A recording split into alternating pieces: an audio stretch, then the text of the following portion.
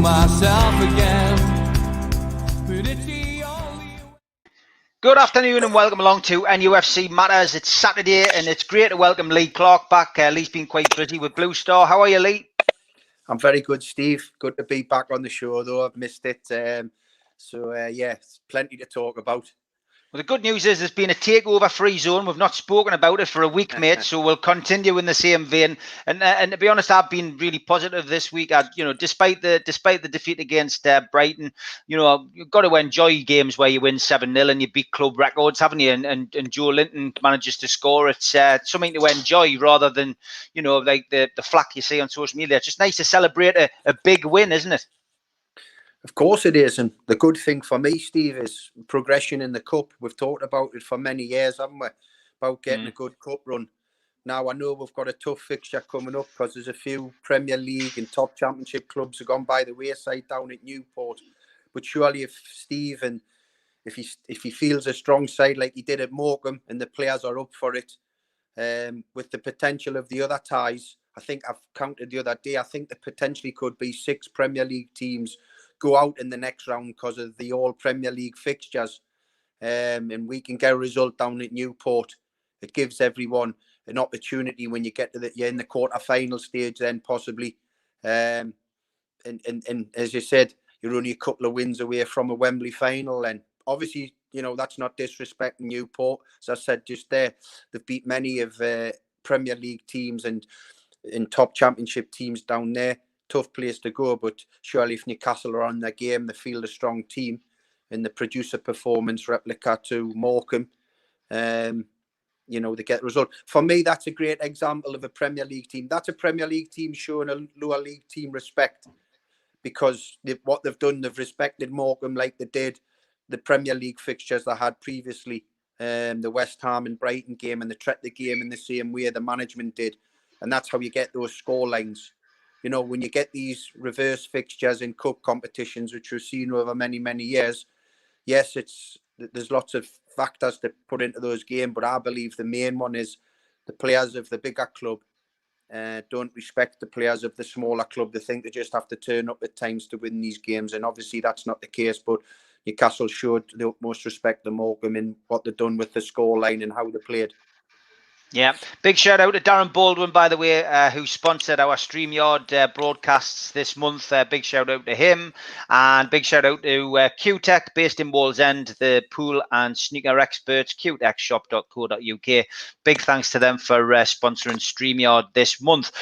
Jacob Murphy, been a bit of a forgotten man, went out on loan, but he really did impress, I think, people on, against Morecambe. He looked the part. He looked keen. He looked up for it. He did what you would expect somebody who's trying to, force his way into first team reckoning would do in a game like that. Listen, Jacob's a player who can make and score goals.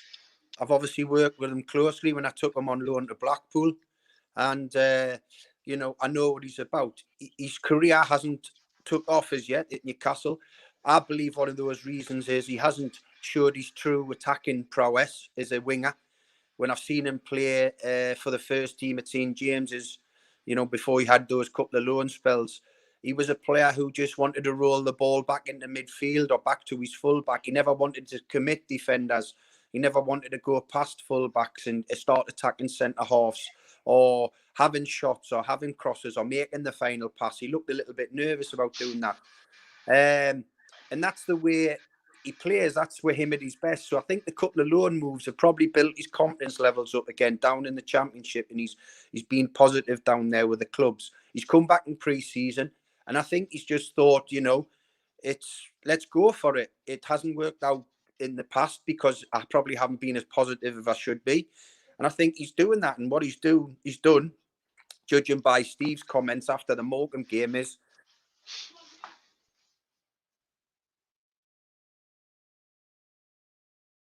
Oh, Lee's gone on pause. There you are. You're back. Go on, mate. Someone just calling us there. It might be Jacob Murphy.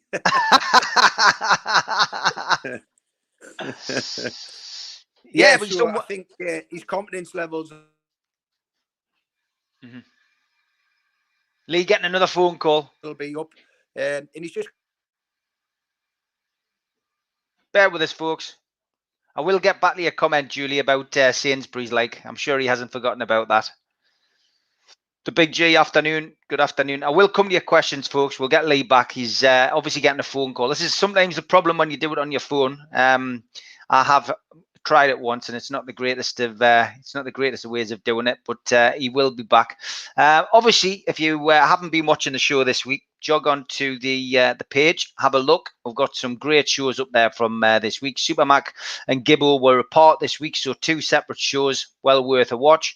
And the Three Amigos from last night was a shorter show, but well worth a look. Lee's back now. Jacob Murphy. That's who we're talking about, Lee. Yeah, listen, I believe there's a talented player there. I know there's a talented player.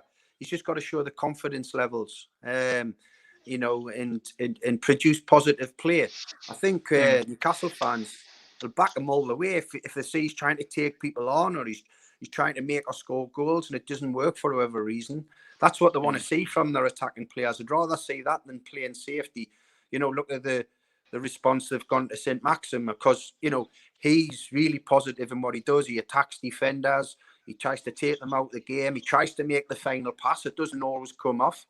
But he's trying to do something positive, and that's what the Newcastle fans want to see from their attacking players. Yeah, was an urgent question there from Julie before you went up, saying, any word from Sainsbury's yet? No, we're getting to the winter months, so the roses and all that, they're knocked on the head. I think you'd be looking at the beers and the red wine now. It's get a little bit of fat on the bone for the cold weather, I think. Okay, we're going to take some of the questions because there's quite a few coming in. Lee Taylor says, afternoon, lads. Seen the BBC video shared about on social media featuring Lee's son, Bobby. I was impressed with what I saw. Hoping it's not long before we see a lad in the Premier League. Must be proud, Lee, because honestly, it was a great video, that. And, I know you're very protective of him. You're looking at the situation with him and you're giving him his advice as opposed to guidance. You're letting him make his own decisions. But you're doing really well, mate. Yeah, obviously the family was all very, very proud and impressed by the footage that came out from the show Rising Ball that's produced by the BBC, and he's a player who's catching a lot of attention at such a young age. All I just got to keep repeating and will do to him, and he understands this himself, is he's on the bottom of rung of a very high ladder, and there's a long way to go. He's got the attributes, but there's so much more to do.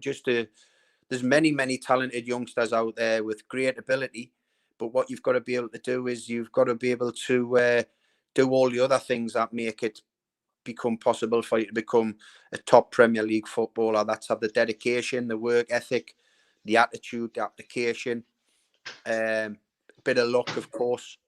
So we've just got to, just take it easy. Just make sure that he's focused on what he's got to do. It is great for him, and it's great for his family that we see these type of things, and he gets this kind of footage. There's going to be ups and downs. He's a young lad. He's never had a lot of downs yet. His career trajectory at the moment is on the up, but no doubt in the future there'll be a couple of blips along the way, and I've got to be there as his father. To help him along those blips and to continue his progress. That's what makes you the person that you become. You have the highs and the lows, and you deal with them accordingly. Well, we're all wishing well, and we hope.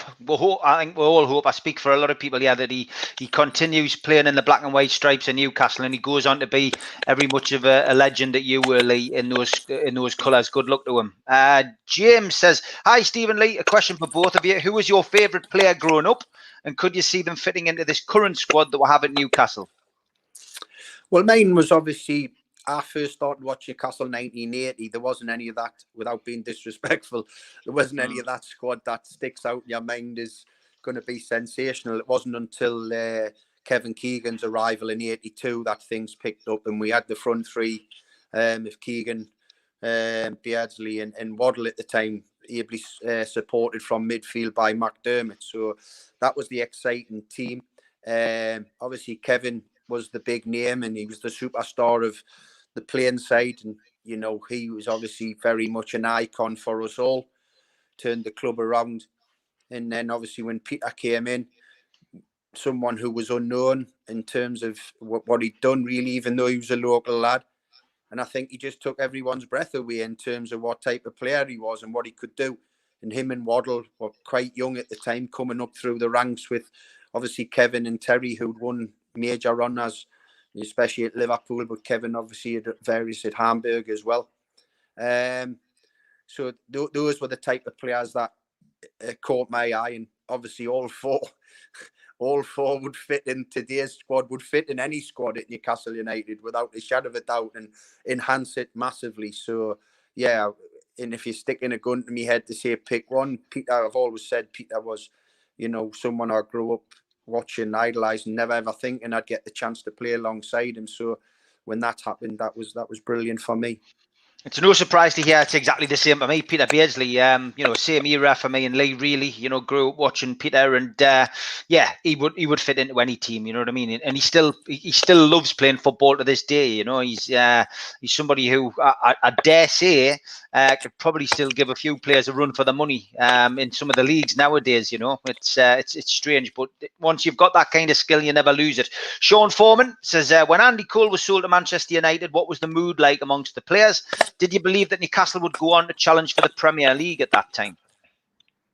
No, listen, the mood, we were obviously gutted. We'd lost a fantastic player. I was personally, because he was a big pal of mine. We were very close. But we had, what had been instilled by Kevin as the manager in all of us was, don't panic. He had things under control. That's the way we were seeing it. He was the leader, and he just dealt with things brilliantly.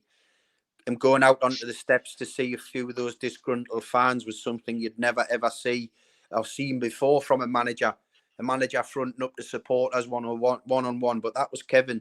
He wore his heart on his sleeve. We knew we had something going on. I knew personally, because story is that one day myself and Andy Cole were hanging around St. James's, the old Milburn reception there, where Kevin's office was at the stadium, and him and Terry McDermott came out. And him and Terry had said to me and Andy, grab our coats, get in the car with them. And a couple of hours later, we turned up at Anfield to watch Liverpool versus QPR.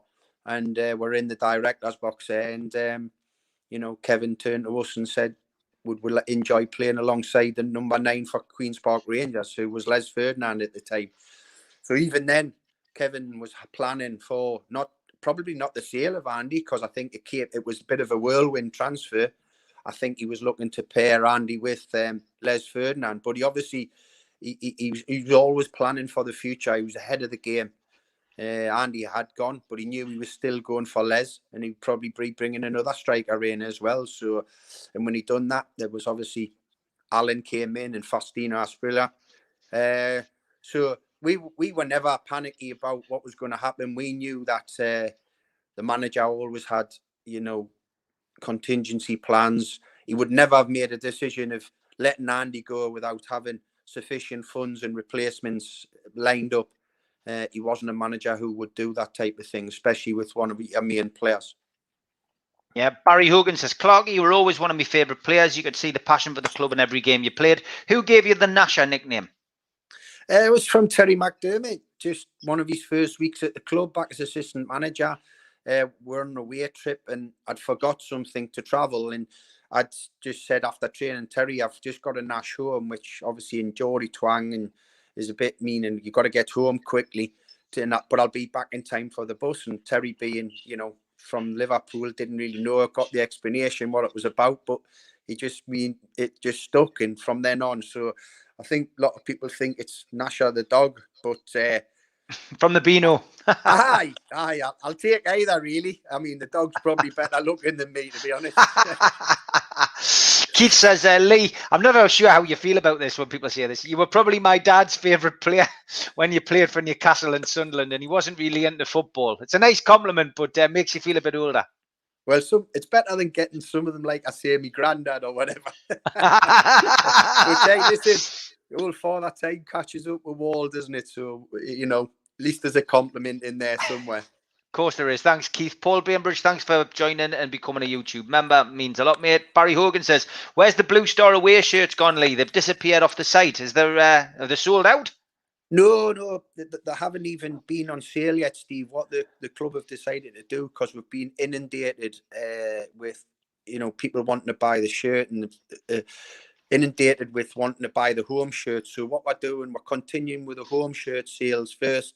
When that gets to, lower numbers, which will probably be just around before Christmas, we'll put the away kit out for sale, because obviously that's one of the real iconic kits of the silver kit with the blue star on the front. So, and we're hoping that can replicate what's happened with the first team strips, because I think off the top of my head, it could be anything between 900 and 1,000 replica shirts sold. So a fantastic, contribution by the fans and just people who love Newcastle United as well. They can see it. They see us as a bit of an iconic jersey. And I think so the away kit, the grey one, will be, coming out very soon. Yep, good stuff. Keith says, what do you think of the Nice midfielder, Wyland Cyprian, and how do you rate Newcastle's chances of signing him? Apparently available at a cut price, 10 million euros. I haven't seen that one, Lee, but have you, and what do you make of him? I haven't seen this story at all, to be honest. This is the first time I've heard of it. I don't really know a lot about the player. If we have 10 million euros left in our kitty, I would probably say we would need to spend it elsewhere. I'm still a bit concerned with the central defensive area, if I've got to be perfectly honest. 10 million euros isn't a lot of money. I know that in today's market. We've still got Sean and Matty Longstaff to come back in the central midfield area as well at this moment in time. So I don't know. It's about balancing it, isn't it? When your budget's very tight, it's about trying to do the right thing. I've seen quotes from Steve saying he's still got options available in the loan market as well, with dealing with the top 6 clubs. So let's see what comes of it. I think what we've just got to focus on at the moment is getting a result tomorrow afternoon, down at the Spurs stadium, and then getting concerned with other things after that. Yeah, definitely. Yeah, it's the most important thing, trying to get more points on the board. Tom Lynch has said, supermarket beers, I recommend the Aldi rip-offs of Moretti and Estrella. Well, I like Moretti, so you'll have to give us an idea what it's called, because I like a bottle of Moretti. It's my favourite beer, so if you can get that sorted. Tom, good afternoon, mate. He says, Lee, can you tell me about when you won the Division 1 title and you wanted to take the trophy home? Did you have a bad head the next day? I didn't, Tom. No, I'll tell you why. Because we were on a 6 o'clock in the morning flight to Ayia Napa. So I don't think I got the chance to sober up. All I can remember is nearly not being allowed on the open top bus off to John Hall. He had to warn Kevin, the manager, to just keep an eye on us. And I think he got a member of staff to just hold me legs, because when I was leaning over the top with the trophy, I think he was half expecting us to be lying on Gosforth High Street somewhere. Brilliant. Martin asks, is about Bobby again. Can I ask when Lee expects his lad to break into the first team, and does he see his future with Newcastle? I mean, it's a bit early for the first team, I think, but I mean, do you see his future at Newcastle at the moment, or is that too early to say as well? No, listen, it's his future. He'll decide. I'll back any decision he wants. He made the decision initially when we came back to the Northeast, when I was Birmingham City manager and I lost my job there, and the family moved back to the Northeast, and he had the choice of the clubs around this area. He decided Newcastle was for him. He'll decide if his future is there. He loves it. He enjoys it. He's got a great rapport with his teammates and the coaches. He enjoys wearing that famous jersey. As far as when he's going to get in the first team, that's an impossible question. We don't even know if he's going to get there. I've got everything crossed he will. I pray. Nothing would make us prouder than to see him play for Newcastle United's first team. But nothing's guaranteed in this world, certainly not in football. There's so many talented young players. It's getting harder all the time with the influx of the foreign players, not just at first team level, but at academy level. There's many hurdles for him to overcome. We do. That's his aim. That's his dream. That would be our dream for him as well. But and we pray that it does happen. But I wouldn't want to put undue pressure on him. I wouldn't want to make myself look silly and give you a time or a date. Yeah. I just, we want it to happen. But there's so many other kids with their families in this position that want it as well. Things can change dramatically. He's just got to keep focused, keep doing what he's doing, keep listening to his coaches, keep enjoying playing the game, enjoying being around his teammates, and hopefully gets a bit of luck as well, and he can do what I've done, and that's live the dream. Chris says, if football hadn't been an option, could you have seen yourself breaking into another professional sport? Do you know what? No, football was my only thing. I'm not a typical footballer who loves golf. Most of me mates and ex-teammates are obsessed with golf. I play the odd time. I'm not particularly good, but some of them are totally obsessed with it. I've seen some of them play 2-3 times a day, every single day. They'll go all over, the country playing. When they're abroad, it'll be booked. It'll be a holiday that's around golf courses. Not for me. Probably if I hadn't been fit and run around as a footballer, the way my weight fluctuates, I could have probably been a darts player, but I'm not too sure. I would have looked the part, but I'm not too sure what I'm like at throwing the arrows. So that would probably have been the one. I tell you what I did. I did enjoy playing rugby at school. I didn't enjoy playing cricket. Cricket wasn't for me, but the rugby stuff, because I love the old getting in amongst it type stuff. But when I see some of the work and training and the hits they've got to take, I'm not too sure I would have fancied it. Tom's giving you some more titles. Mapelli, Moretti, and Carollo Estrella. Mapelli will be the one. Estrella's not for me. Moretti is. Mapelli. So I'll put that on the list. Okay, Malcolm's asking if there's any chance of putting the Blue Star polo shirts online to buy, Lee. I can speak to the club. It's not my domain. But Lee Clark shirts, man. Get you and Eddie Lenny down there. Eddie's coming back in October. I'll get you outside standing with the shirts and that. Brilliant. Classic. Barry Hogan says, what started Steve Watson off with his overhead throw-ins? Well, Steve was just an unbelievable gymnast. Always into doing, these somersaults and all this different type of thing. Gymnastic movements, very supple. But he kept it a bit quiet. He'd do it odd time in training, but he never ever mentioned it the first time he was going to do it that day down at Ayresome Park against Middlesbrough. And if you remember, there was a massive step up from the gravel part onto the pitch, and it had like a wooden side. Yeah. So as he went and done the ball there, I remember the reaction of Jim Smith, and Jim wasn't very polite when he was gobsmacked. There was a few swear words come out as if to say, "What is going on there? What's he doing?" And then when he seen how far it went to nearly the far post, he would thought, "What would never effing seen that for before?" Classic. But Steve was a phenomenal, as I said, athletic gymnastic person, and had all that type of stuff in his repertoire. I think that's why he loved the old WWF stuff as well. When we shared a room, on away trips, and he'd be up till 2-3 in the morning watching that program coming from America, and I'm the WWF stuff, and I'm trying to sleep, getting ready for the game, and then he just hit us with a body slam at 2:30 in the morning. I didn't realise what was going on. Good crack. Gary, good day. He says from Western Australia, Lee, you're a genuine Toon legend. Thanks, Gary. Martin, he's asking about Steve Bruce. Can Lee see Bruce lasting the season? It's been an interesting summer for Steve Bruce. I mean, he's had all the takeover to deal with. He rode the storm well last year, I thought. I mean, I was critical of him, but I'm a Newcastle fan. I'm entitled to be critical if I think things are going wrong, and like everybody is, we've all got our own opinions. But we haven't been on the show together for a few weeks. My philosophy on game one was everyone starts with a clean slate this year, Lee. Steve Bruce, Joe Linton, people who I was critical of last season, I've said it's all a clean slate. And for me, so far, you can't criticize Steve Bruce. Whatever's happened between him and Mike Ashley has certainly meant that he's had money to spend. There's been money spent. And the first game against West Ham You know, I'm not bothered what West Ham's situation is, whether they're struggling, whether there's a revolt behind the scenes. But he got a good result against them.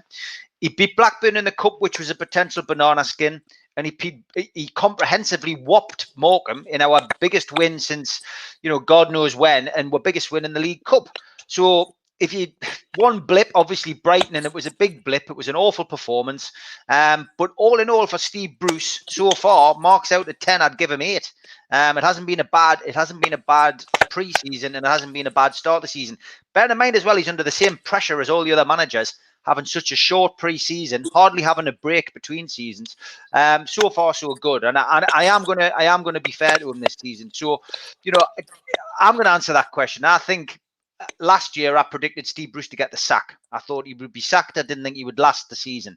This season, as long as the takeover doesn't go through, I do think Steve Bruce will still be in a job at the end of the season, and I think he'll keep us up this season. That's my prediction. Yeah, I can't really add any more than that. I totally agree everything you've said. It was, I think, you balance in the first game and how poor West Ham were, but then you think, well, are you doing Newcastle a disservice because they played well on the day? It was a good Premier League away result and performance.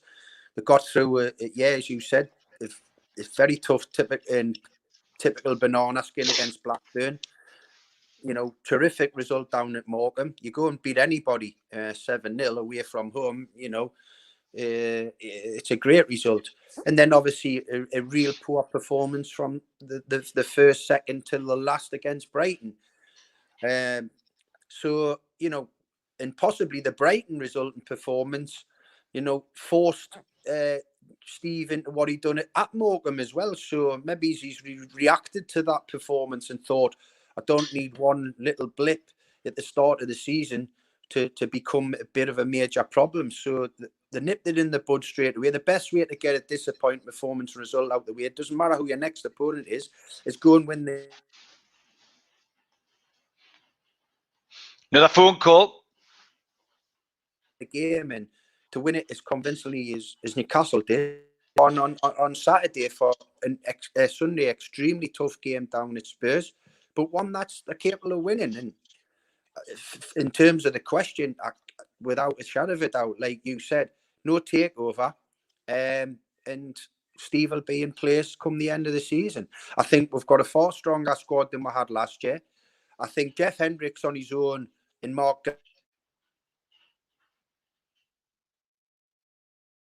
Gillespie, them two first signings before the... Oh, he's gone again. It's this, I think it's Jacob Murphy. Classic. We'll get him back. He keeps getting a phone call. I'll have to tell him when we come off air to put his phone on silent. One of those things. We'll come back to your questions as soon as Lee gets back. Tomorrow we are doing Match Day Live. Barry Hogan, I saw you ask that question. Yeah, we will be doing Match Day Live tomorrow. Yeah, Lee, if you put people are trying to give you advice, I see, and tell him to put his phone on Do Not Disturb, etc. They're trying to work out what kind of phone you've got. All right. I've got a clue. I ain't got a clue how I'm doing that. Sorry for it. It's a classic. No, I was saying, so yeah, I think without a shadow of a doubt, Steve will be in the job. And I was talking about the signings. Without the final three signings, Hendrick and Gillespie, well, Mark was always brought in as the number 3 goalkeeper, and I think he's a strong guy for that one. He's a lad who I know well. I've tried to sign on numerous occasions, both at Birmingham and Blackpool. Didn't happen for various reasons. He's a Geordie lad. He's been at the club. You know, real affinity with the club. So he was always that was a good choice as that position. Jeff Hendricks is a very steady, strong Premier League performer. But with Jeff just being the first sign and nothing happening after that, it didn't look like a great window. And then with Ryan Fraser, Callum Wilson, and Jamal Lewis coming in, it become probably the best window we've had under Mike Ashley, I've got to say, in terms of the type of players we had. And what we'd got real experienced British players who understood the Premier League, had performed at this level, and done well. And we also brought a striker in who'd scored goals at this level on a regular basis. So with a limited budget, I felt it's been a strong window. And I hope that those players can, you know, make us be a better team than we were last year. The squad's obviously stronger. You know, when I seen You know, I think one of the first couple of games I seen the bench, when I seen the type of players who were on the bench, Matt Ritchie, Almiron, Ryan Fraser. You're going to add Sean and Matty Longstaff to that. When Dubravka comes back, Darlow will go on there, and Darlow's a great number 2 to have. And your bench looks a lot stronger then. You know, so that's how you judge it. Sometimes you judge by what you can replace players with from the bench. Yep, half time in the game in the early kickoff. Brighton 1, Man United 1. Maupay with a penalty in the 40th minute. Dunk, own goal in the 43rd minute. So all square in the first kickoff from the weekend. Russell Johnson just asking if there's any news on the takeover. No, mate. I don't think we'll hear anything for a few months on that. I think it's all gone down the legal route. But the less we hear about it, the better. Keith Roll says, Lee, how did winning the first division title with Fulham and Sunderland compare with winning the title with Newcastle? They were all fantastic achievements. For you to be the best over the course of 46 games. And with those 3 teams, we were not just the best, we were the runaway best as well. We won them by big points differences, etc.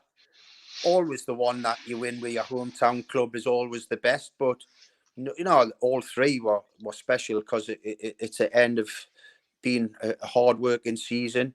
Tough games. They call the Championship one of the toughest leagues in the world to get out of because it's just constant and non-stop.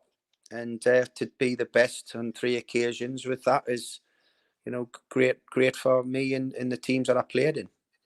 Chris asked, does Lee see the club's new emphasis on a cup run, or has it just been the look of the draw so far? I mean, there was talk in the media this week of Steve's contract being emphasized, you know, little incentives in there with a cup run and league position, which I would imagine is part and parcel of manager's job these days. You know, if there might be an incentive for teams, but it's just you're expected to win football matches. That's why you're brought in to manage teams. But I mean, is there an emphasis on a cup run from Mike Ashley? Do you think he's that bothered about cup runs? To be brutally honest, I don't think Steve Bruce is too bothered what Mike Ashley's idea of a cup run is or not. He's not bothered. I think Steve's personal attitude is he wants to do well in the cups. I don't think any manager gives 2 hoots what his owner or chairman thinks in terms of cup runs. He's going to pick a team, like you've just said. You're a manager that's judged on results. And, you know, if you're having a little bit of an indifferent run in the league and you've got a cup match to come up to, and if it's from a lower league team, so a good chance to get that win, you want to get that result. Like Steve's always said, you're potentially only 5 games from a Wembley final. So I don't think Steve's too fussed whether Lee Charnley or Mike Ashley want to have a cup run or not. I think he wants to have one no matter what. I thought even last season, we just got unlucky with the draws that we got in the cup competitions. You know, Leicester at home, they're probably the one team we didn't want in that round of the League Cup. The informed team, and then Manchester City away. You know, what you're going to do there. So, this is an opportunity now, and as I said, get through this tough game at Newport. But if we're on my game, we should win it. And then the 6 Premier League clubs, along with the other ones, have gone out in the earlier rounds, who are out again, and it gives you a good opportunity in a one-off match. Yeah, fingers crossed it happens. Martin says, if Lee was setting up the formation and team versus Spurs at the weekend, what would be his setup and team? Well, I'd certainly, I think I'd be wanting a lot of pace in the front areas, and it depends on the fitness. I know St. Maxim, I think Steve gave quite a positive report to say he's got a good chance of being fit. So you're probably looking at a front 3 of, you go St. Maxim, you go Callum Wilson and Almiron with a bit of pace, or do you bring a Ritchie in and put St. Maxim on, Ritchie on one side of Wilson and St. Maxim on the other, Almiron just in behind Wilson. So you've got that blistering pace on the counter. Hopefully young Jamal Lewis is fit, because I've been impressed by him. He gets up and down that line. I think we're a bit restricted at right back in terms of Manquillo. He'll be the one in there, and then obviously Lascelles and Fernandez, and then your midfield, that will be the 2 in behind 3. You know, if Sean was fit, I'd go for Sean Longstaff and Shelby. So, or Jeff Hendricks, sorry, Jeff and Shelby in there, and so we've got a bit of a solid base. But what I did like when they went 4-4-2 against West Ham, which is sometimes easier to play away from home, is you play Hendricks out on the right-hand side of the midfield four, but he naturally has that tendency as a central midfield player to tuck in.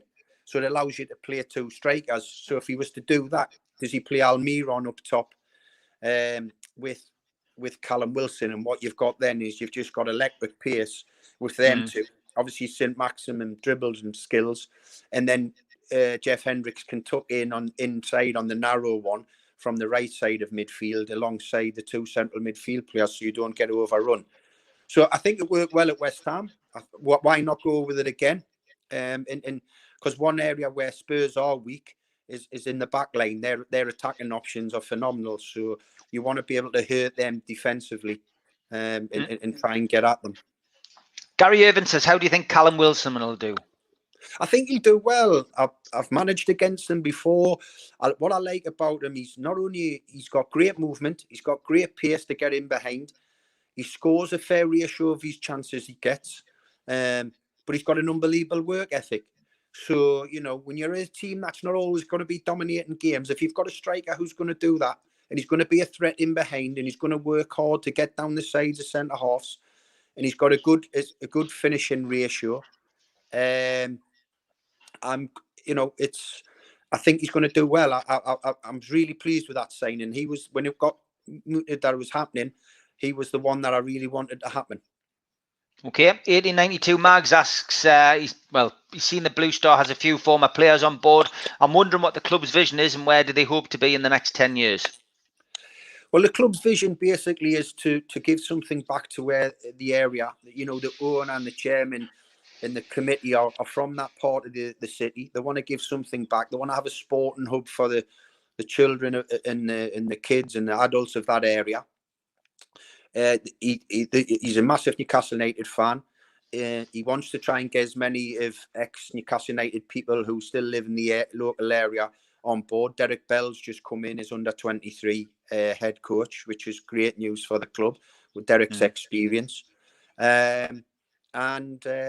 You know, 10 years time, who knows, pushing at least to be at the top echelons of the non-league pyramid, and why not even say it trying to get into the Football League? That I think that's the ambition of everyone. We might get ridiculed because it might never happen, but if you haven't got that ambition in trying to do that, you know, what's the point? It's just you know, that's what we'd like to be. We're really at the start of it, really at the start of it in terms of with first team and with the academy set up.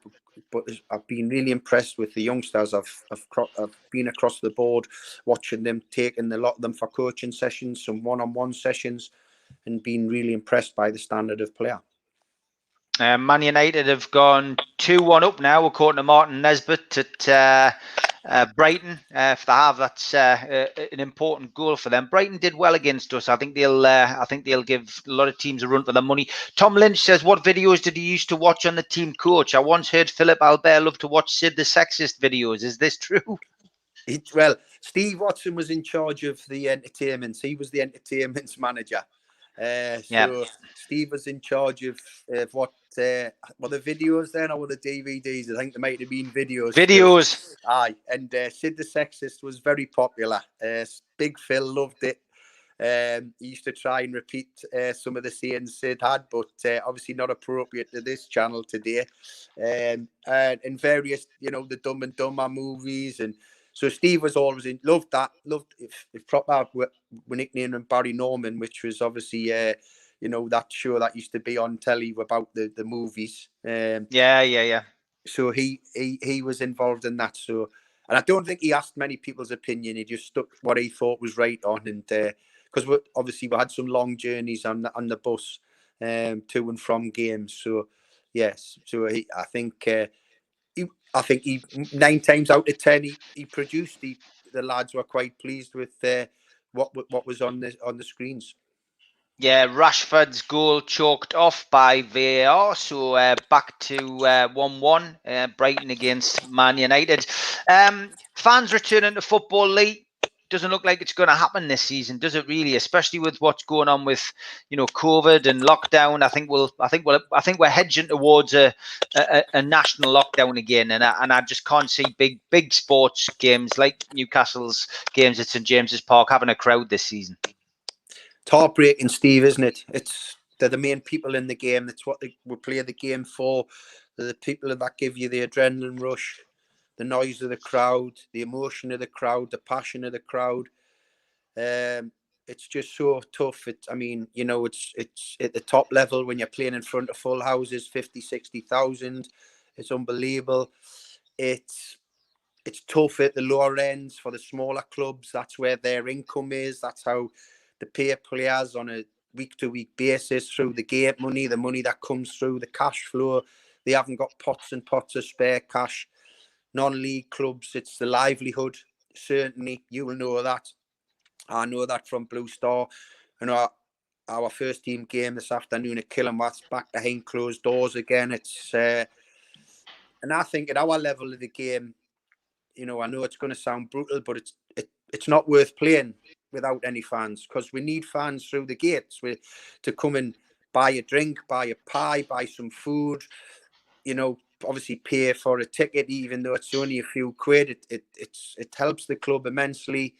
And I just think it's really, really tough. It's sad. It's heartbreaking, really, on all aspects. Certainly at the top level, as I said, you miss that adrenaline rush with the full stadia, and then obviously the lower league clubs. It's heartbreaking. I'm reading these stories over the last couple of days that we could see some clubs going under, not just 2 or 3. We could see double figures just because they cannot keep going with this. The furlough schemes coming to an end, where some of them had the players on furlough, but obviously once they got them back playing, they had to pay them then 100% of their salaries. And even the lads that they're not at the lower level on the crazy money that gets flashed around at Premier League level, it's still tough for a football club to find that type of finance if they're not getting any income. Yeah, big day for birthdays today on the Newcastle United calendar. Kenny Sampson, it's his birthday. We've also got Alan Nielsen, of course, who used to play with you, Lee, back in the day. Kieran Clark and Paul Dummett, of course, who currently play at Newcastle. It's their birthday today. And club legend, Marcelino. His birthday today as well. So, some stories about them, Lee. A couple of those players, I bet. Probably best not to talk about Marcelino. It'll drive everyone mad. But, happy birthday to them. A famous team video, music team video from the US is the 1985 Chicago Bears Super Bowl Shuffle. Did any of your clubs ever make a team music video? Did you ever make a cup final records, Lee? No, it didn't. Probably because I never got to one. Can you think about Newcastle? Did they ever make them? Did they ever make any cup final ones? I can't remember, but what I remember is we did that promotion team. We teamed up with some local musicians and produced a record called "The Lads Are Hot." You can get it. Oh God, I remember that. And I got superimposed on the cover of the record because I was. At the time of the photograph, I was away having my driving lesson. My driving test, actually, not my driving lesson, my driving test. So they had to superimpose it, but I was actually there when we recorded the music. It's absolutely horrific. And then me, Peter Beardsley, Stevie Watson, Robbie Elliott were in a video. What Denise Welsh made a song, a record. I can't remember what it was. You'll get that up if you Google it. And it's absolutely excruciating. It's horrible. Us in the video, like horrendous. What's it called? Denise Welsh. Denise Welsh, yeah, the Geordie actress. She performed a song, and we were in the video in the background. And oh God, I can't even remember. I'm gonna have to find this. The lads. I've been sent it as well, and I've just deleted it when they've sent us it because it was horrendous. Being reminded about it. Tom Lynch says the lads are hot is on YouTube, so there you are. Everyone can Google that. We can have a good watch of that. But we'll keep an eye out for this Denise Welsh one. It is 2-1 to Man United. Martin Nesbitt just corrected it. VAR is having an absolute nightmare. Rashford's goal stands, so it is 2-1. Mike Stewart says, does Lee think Joe Linton's 2 goals against Morgan will be a springboard for him and his confidence? Well, he's got to use it in that way.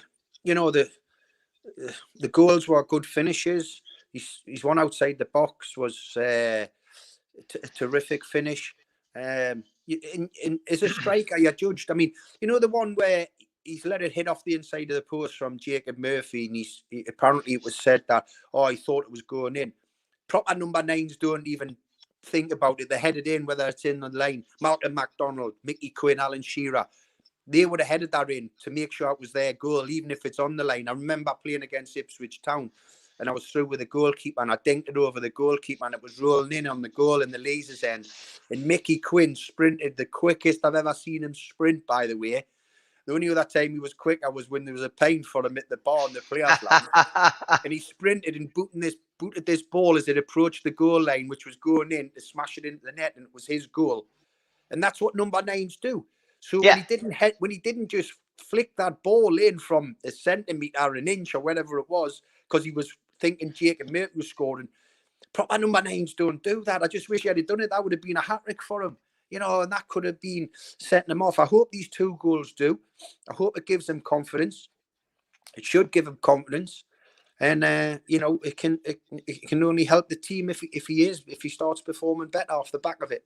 Of course it can. It'll be interesting to see what Steve does tomorrow. I mean, he's got decisions to make, really, hasn't he? I think it's just all about finding that best combination up front. You know, Callum Wilson is obviously going to be the main striker, but it's who you play off him. And I think, I don't know, you managed, Lee. Is it best maybe looking for horses for courses? What seemed to happen to me really is that it almost seems as if Steve had been swayed by public opinion, because I didn't meet anybody or encounter anybody on this channel in the build up to the Brighton game who said we should change the team. I think everybody felt after the West Ham game we should go with it, and I almost felt as if Steve had made the decision, you know, like that. It was almost like making a fan's decision, where it, in fact, maybe it should have had somebody looking at it going, looking at the way Brighton played last week.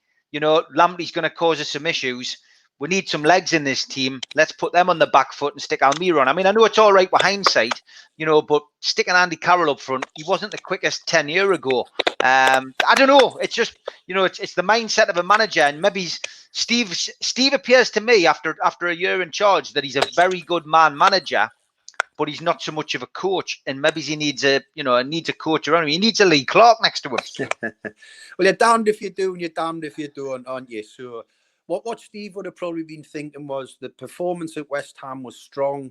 It was a good 4-4-2 performance, and that as a coach, you're always looking for ways to get more attacking players on the pitch, and to be able to play 2 strikers is a brilliant way. 3-5-2 is one way of doing it, but it is difficult because I think you have to have expert wing backs. You cannot just throw a full back in and expect them to become a wing back, and also you cannot expect the winger to then become a wing back, because the defensive side proves difficult. I think the way they dominated the game against West Ham, so he's probably thinking clean sheet, strong defensive performance, scored 2 goals away from home, could have scored more. You know, give the team confidence. Let's keep playing. Let's play our way. Let Brighton change their formation for us. Let us not change our formation for Brighton. Because if he does that and he goes into the game and the same thing happens, we're 2-0 down in the first 10 minutes, it'll be thrown at him. What's he changed the winning team for? What's he changed the formation? What we're worried about Brighton's system for? But because he's kept the same team and we've went 2 down, and played a real poor performance from start to finish, as a manager, you've got to realise the criticism's going to come your way. That's what comes with the territory. You've got to be able to do that. But I think in many aspects, you know, you're trying to build up some momentum. You're trying to build up some continuity to try and keep the same team. You know, it swings and roundabouts. You know, during my 40 3 game unbeaten run at Huddersfield, we had a set system at home and we had a set system away. They weren't the same, but we played 4-4-2 at home, where knew we would dominate away teams with 2 strikers and 2 out-and-out wingers. But away from home, we played 4-3-3, where we knew we had 3 strong midfield players in there, so we never got overrun. But we had pace at the top end of the pitch, and it worked for us. But when I've been at clubs where we've had bad runs, and you continue looking for a winning performance or a winning result, and you're changing the team, you get accusations of, well, they're never going to win because he doesn't keep a settled team and he's changing player after player. But so that's what you've got to put up with. You've got to try. You're there every day looking at the players, trying to see how they're reacting and what they do. It'll be interesting to see what he does at Spurs. It'll be interesting to see whether he sticks with the 4-4 with a narrow 4 in midfield, with exception of St. Maximum if he's fit, and 2 strikers, or if he goes with, he's 4-2-3-1 and goes that way. So 4-3-3, whichever way you want to call it. I'm looking forward to seeing the team sheet and seeing which formation he does deploy. Because what you don't want to do as well, you don't want to just keep. You don't want to throw the system out the window because of one bad performance and one bad result. It's just the same as with players as well. You don't want to throw a player under the bus, a couple of individuals under the bus because of one bad performance and result. You've got to let the players know you believe in them. And because I think getting through this game at the weekend, there's then a chance with the international break to recoup. And then you can... because the games come thick and fast after this international break, and the squad will have to be rotated just for freshness. Lots of people digging out the music on YouTube, mate. So that'll be getting a few million hits this weekend, no doubt, as it gets shared around social media. Gary Irvin says, apart from your league debut, Lee, what was your proudest moment in a Newcastle shirt? Probably when the goal against Middlesbrough on New Year's Day, 2006. Because I never thought I'd come back and play and finish my career at Newcastle. That proved to be my last goal. It was a local derby. It stopped us from losing the game in injury time. So, yeah, that because it allowed all 3 of my kids to see us playing, because they were quite young. I only had 2 at the time, first time round, and they were young as well. So that was probably it. But every time I pulled the shirt on, I was proud of it. That's why it's difficult to pick out a game. Yeah, Life Goal says, hi Lee, it was great to see Bobby on BBC Wonder Kids recently. How close to the first team do you think he is, and where would you see his best position eventually? We've already answered the question about the close to the first team one earlier on in the show. What's his best position, Lee? The first team situation.